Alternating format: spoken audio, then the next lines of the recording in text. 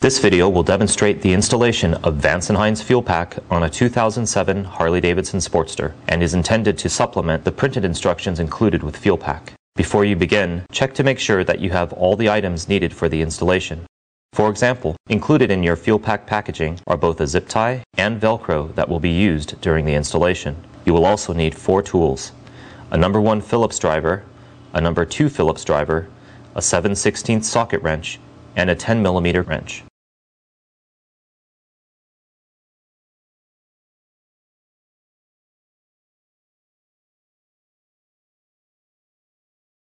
You'll begin by removing the motorcycle seat.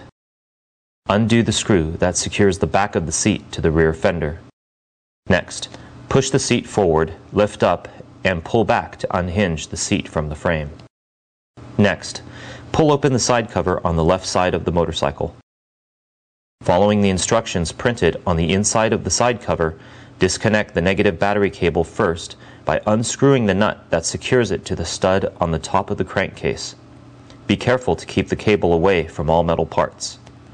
Next, unscrew the bolt that secures the 2 red-marked cables from the battery's positive terminal. Detach the main fuse and the gray diagnostic connector from the metal battery hold-down strap.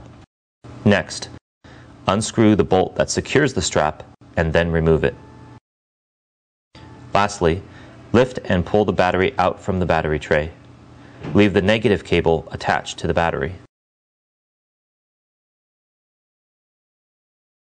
Next, you'll disconnect the factory harness from the ECU.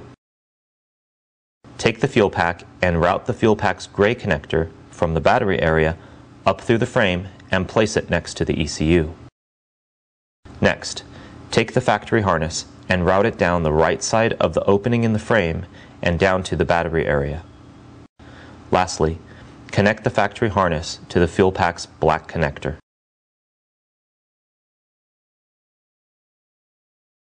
With the factory harness and the Fuelpak's black connector secured together, position them up between the frame rails above the battery area and orient them so that the Fuelpak's black connector is nearest to you. Make sure that both are flush with the frame rails to allow space for the battery. Lastly, connect the Fuelpak's gray connector to the ECU.